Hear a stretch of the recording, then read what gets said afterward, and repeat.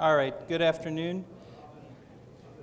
My name is Nicholas Racculia, and besides being a starting strength coach, I'm also an associate professor of finance at St. Vincent College. I was thinking a lot about how I could best help the cause, and so today I'd like to apply some economic principles, finance principles, to the research that I think we need to do to allow our organization to continue to grow.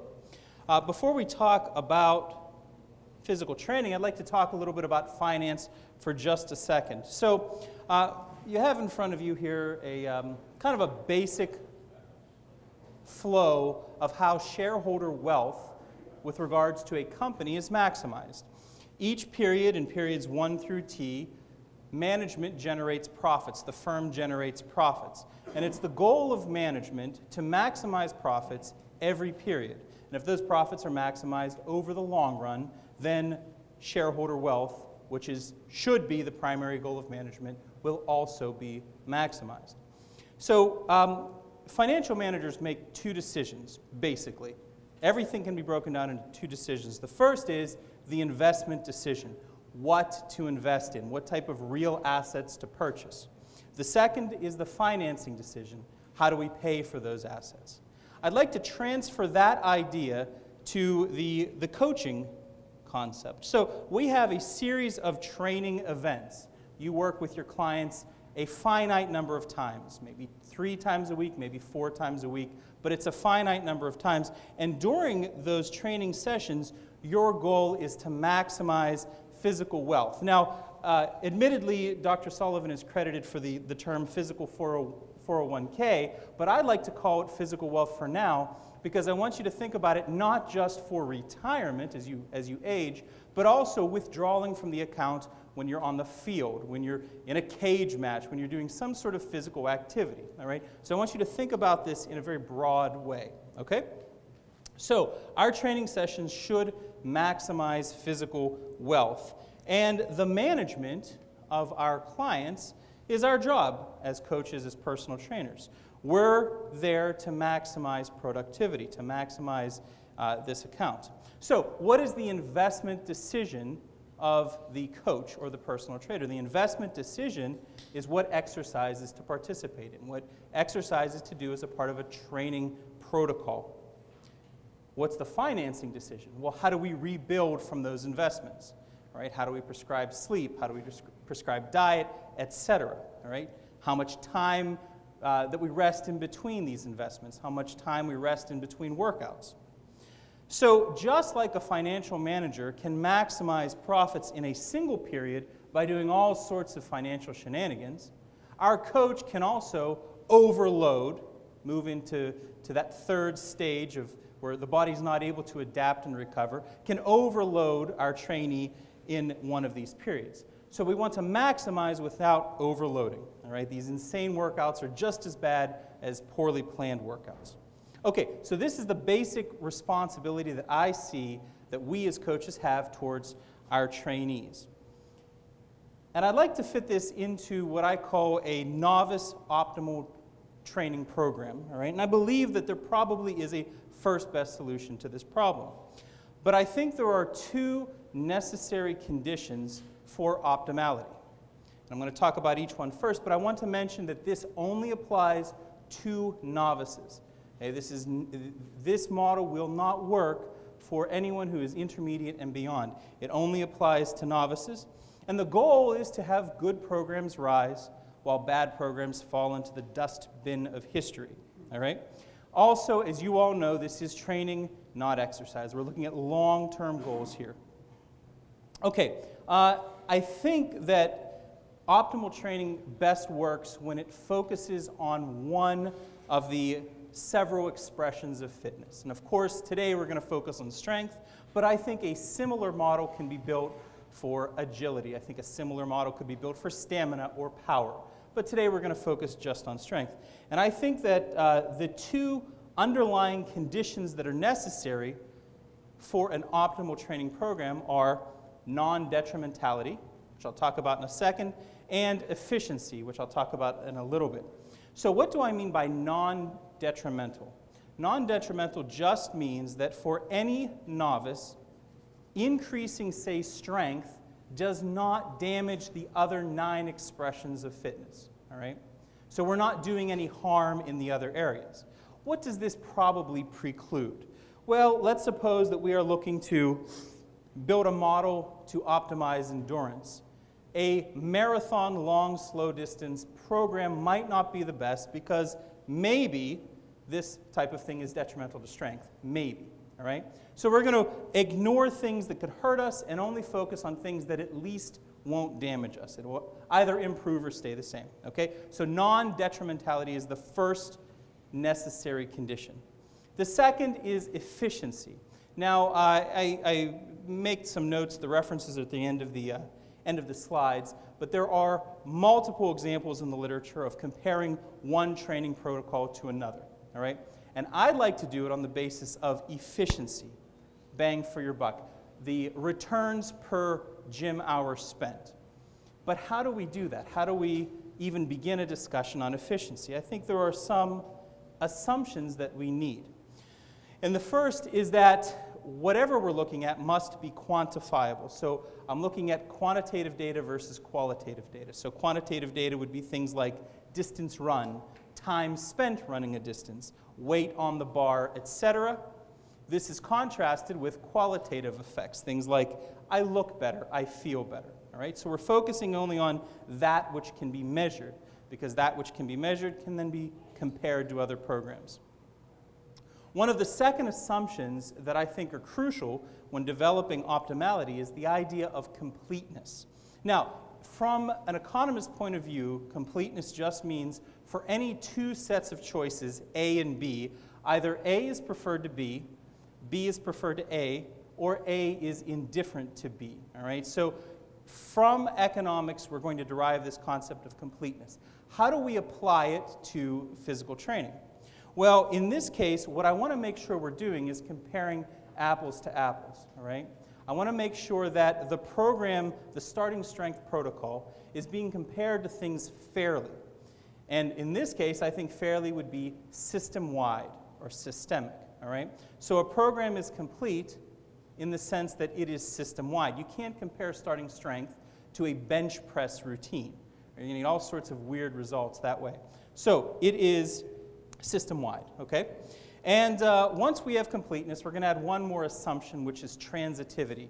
Transitivity just means if I prefer A to B and B to C, then I must prefer A to C. So for example, if I like sirloin better than ribeye, and I like ribeye better than filet, if somebody hands me a sirloin, somebody hands me a filet, I'm going to choose the sirloin, okay? So with those assumptions underneath, here's the goal. We want to maximize returns per hour spent in the gym, per training hour, while at the same time minimizing deviations from expectations. All right, what do I mean by that? What do I mean by minimizing volatility? Well, I think that there are probably at least 2 sources of volatility, 2 sources of deviation. Okay? The first is something I'm going to call idiosyncratic volatility, and the second is programmatic volatility. Idiosyncratic volatility is applied to the individual. This is basically the individual fails to comply with the program. I think CJ mentioned this is compliance. This is how we can represent compliance. But I like to think of it as our lifter didn't do what coach told him to do. Okay? Programmatic volatility is something different. This is, I've done everything right, but the program fails to achieve what it claims to be able to do. Okay? So in this particular example, we have program A compared to program B, and we have a lifter who thinks that in 9 training sessions, his squat's going to go from 135 to 175. Okay? Day 1 goes well, day 2, day 3 are fine. On day 4, he tries for 150 and he fails. But he failed because he kind of slept poorly. Maybe he was in a hotel room, didn't get his 8 hours of sleep in. Okay? Next time he gets in there, lifts, gets his 150. At 155, he fails again. But this is because he didn't eat breakfast and he ate a really crappy dinner the night before. Sad about this, the next day he goes out drinking and is unable to complete 155 as well. All right? Finally, by the 8th training session, he's back on track. He gets his 150. And then after the 9th training session, he now squats 160, which means he added 25 pounds to his lift during that time period. He was supposed to add, 40 pounds, all right? So 15 pounds. He missed the mark by 15 pounds. But why? Well, he missed it because he didn't do what he was supposed to do. He wasn't doing what his coach told him to, okay?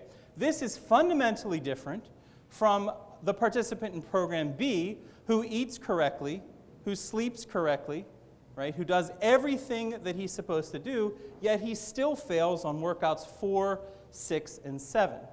This, I think we can contribute to the program, all right? Now, of course, there's all sorts of problems with how we report how much food we eat, how much we report how much sleep we've had. That's fine, and I'm not saying that this is an exact science here, but if a coach is overlooking the training of an individual, they should be able to tell, okay? So what do we need to look at? I think the focus should be on programmatic volatility, though I think the compliance issue is important to observe.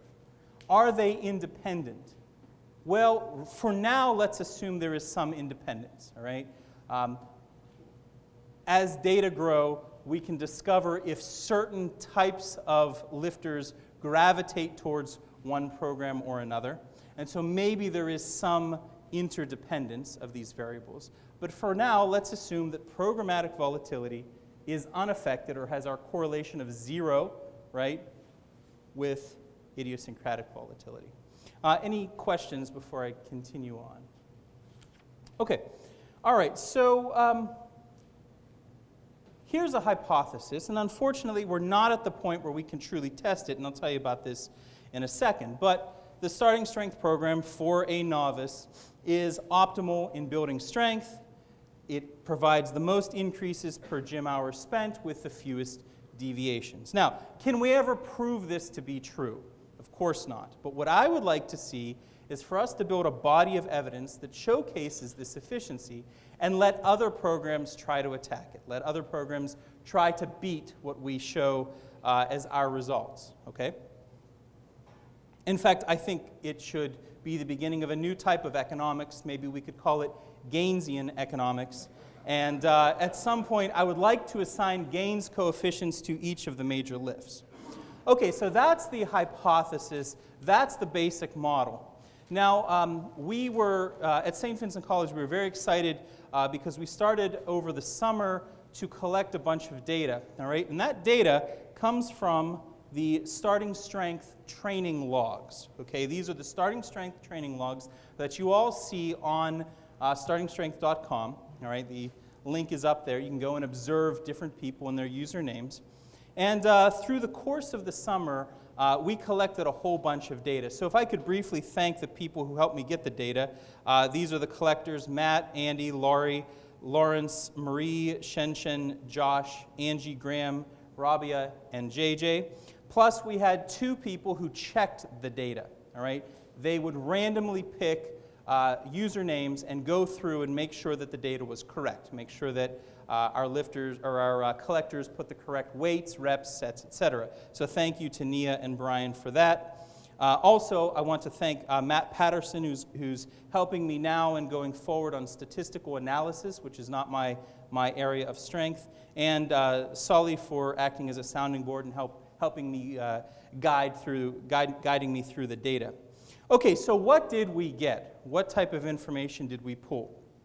There are approximately 1,200, I think a little bit more as of now, but about 1,200 distinct usernames. And we were able to work our way through all usernames that start with the letters A through half of M, plus a few of the letters at the end of the alphabet. So we got a goodly number of data points. What are some things we rejected? Oh, well, first let me tell you what we picked up.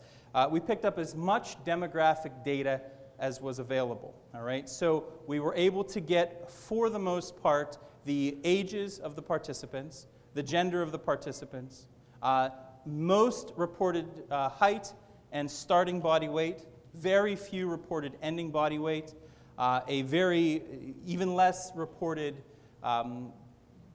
starting and ending body fat percentages. But we tried to get as much as we could. We followed the principle of it's better to have it and not need it rather than need it and not have it. Okay? What did we also collect? We collected all of the work set weights followed by the number of repetitions for the 3 work sets. Okay? When only 2 sets were completed, the 3rd work set was assigned a 0. All right? So the data looked like this: 135, 5, 5, 5 for 3 sets of 5. And we did this for 402 different usernames. We rejected quite a few of the entries for the following reasons. First thing is anyone that reported less than a week of data, we just said, we're not interested in that, right? So that was quite a few. We also initially did our best to try to weed out people who did not do the program, all right? And as you'll see in a few minutes, this becomes a bigger problem, but the things that we would kind of automatically launch you from the set for would be things like you don't do the press, all right? Or you do a seated press instead of a standing press. For us, this indicated that they were not doing the program, so we ignored it. We also would allow for some variation. For example, we allowed high bar in place of low bar squat, all right? What we tried to follow was what Rip called the 80% rule. So if it was about 80% in compliance, we kept it. If we could identify that it was less than 80%, and this is a judgment call admittedly, we rejected it.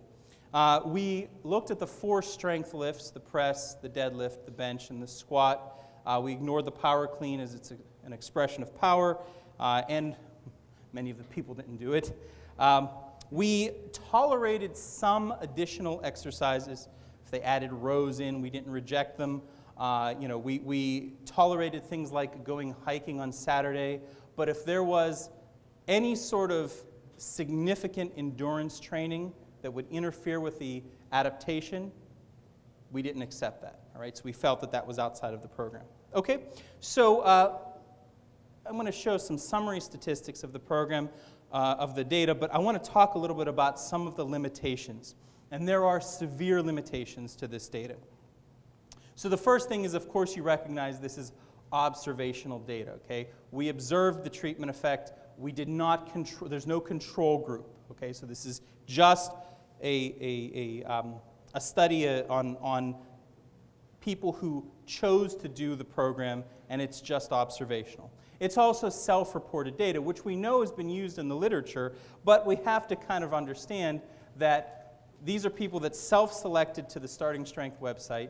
They self-selected in doing the program, and we have, very importantly, no control over the quality of the squat, the quality of the press, the quality of the bench, etc. Okay? All right, so with those things in mind, let's kind of take a look at some of the summary statistics. So we have a total of 402 observations. People started with an average squat weight of 171 pounds, which when I first saw that made me think immediately that's too high. And I don't have the experience coaching that most of the people in the room have, but I've had a few years coaching experience, and I've never started anybody at anywhere near 171, male or female. It's been much lower for me personally. So I thought that was a little bit high, and we're going to look at that in a minute. The ending squat average was 247 pounds, so we're looking at, what is that, about a 76-pound difference, I think, 76-pound change from beginning to end. Now, these are all different lengths of treatment. If you look at the bottom, you'll see about 20% of the group entered data for 1 month or less than a month. Okay? And when I say enter data, I'm not suggesting that they quit lifting. I'm just saying they quit entering data. About 43% lifted and reported for 1 to 3 months, and about 36% stayed on for longer than 3 months.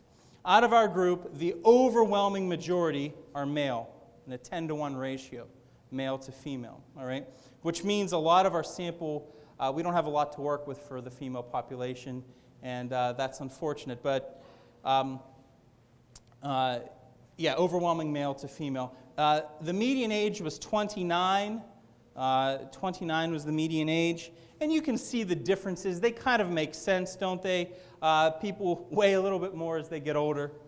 Their starting squat weight is a little bit lower. Their ending squat rate is a little bit lower as we get over 29. The more mature tend to stick with the program longer, 11.9 weeks in treatment versus 16.5 for those of us who are over 29. And let's see, anything else I want to point out? The data, the summary statistics kind of affirm what we're thinking. You stay in the program longer, you make more gains. All right, that's pretty obvious. Okay, any questions about the summary? Well, these are people that say, you know, this is my first squat date. Yeah, good. You know what, I should have pointed that out. Yeah, these are people that say, and I think it's one of two things, right? Either A, they're not novices, right, which I think is in some cases, they're higher up on the curve, right? Or B, they're just picking a weight that's too high. And we'll get to that in a minute. Yes, sir? It's also possible they're squatting high. We get a lot of people coming. Yeah, that's also true. We have no control over the quality. Yeah, and in fact, well, we'll talk about the median in a second. We pulled the median data. I do have, give me 1 second. I do have the min and max. You know, we had a couple people who improved their squat by 245 pounds. Deadlift by 335 pounds was the max. And yes, there was. It's clear, as you'll see in a second, that this reported data, it's not normal, right? There's no kind of normal distribution. No, not at all. In fact, let's actually just go right into it. So here is the squat. All 402 participants, average weekly change pounds per week. We get some very, very curious results here. For example, there are a few people that report 0 pounds per week, or 0 to 4 pounds per week. But we also have 52-pound increase per week. 60 pounds, and I believe this one out here is an 80-pound increase. Okay, well, what does that mean? This is not a novice. This is average per week, yes. So when you look at these data points, these are short-term. These are people who probably reset but claim to be novices, and they're making 30-pound jumps per workout, all right? So this is kind of silly stuff. So let's say, for the sake of argument, that we're going to get rid of all of the lifters that did or reported data for less than a month, okay? So then it starts to look a little bit more like what you'd expect. You still have some really big outliers out here, okay? You have some big outliers out here, but for the most part, it's starting to look more like, we like 4 months. We like 4 months of training because this gives us a chance to kind of work our way, for the vast majority of people, through a pretty decent linear progression, okay? So I censor the data at 4 months. This is for participants who participated at least 4 months, and we cut it off at, I believe, 122 days. Our sample size goes from 402 to 87, so we still have a bunch of participants. And it's starting to look a little bit more like what you'd expect, although what is interesting about this particular graph is that the average per week, the median or the mean, is much lower than it would be with a coach, a starting strength coach, isn't it? I mean, it should start off around 15 or more pounds per week, and then probably taper a little bit since it's quasi-linear. But here it looks like it's going to be about 5 to 6 pounds per week. So is there a way that we can demonstrate participants in this who followed the program more like we would coach it? And the answer is yes, although the stricter I got, the smaller n became. Okay, so here were my set of restrictions. So the first thing is we eliminated the females because the sample size was too small. Okay, so these are, the next graph you're going to see are males who participated for at least 4 months and censored at 4 months. Okay, we also added the restriction of 185 pounds or less starting on the bar. Because like I said, it's unrealistic to imagine that many people with 205-pound initial squats, okay? So we added the restriction of at most 185 pounds on the bar. And this one really killed the sample size, they are squatting at least 2 times per week. Notice I say 2 times, not 3 times. When we tried to do 2.5, 2.7, 2.8, the sample went to close to 0, okay? So here's what it looks like. We went from 402 to 17, okay? 17 of all of the participants squatted at least twice a week with less than 185 pounds initially. Now, there is some good news. When you compare these two side by side, well, look at the summary of performance. Our average weekly increase is 8.8 pounds, which is not too bad. I mean, I'm not, the people that I've worked with have made much greater gains, but 8.8 is not bad, with a median increase of 154 pounds. I went with median because the data don't look too normally distributed. This is a ratio, by the way, of beginning to end 2.17, so they more than doubled their squat in these 4 months.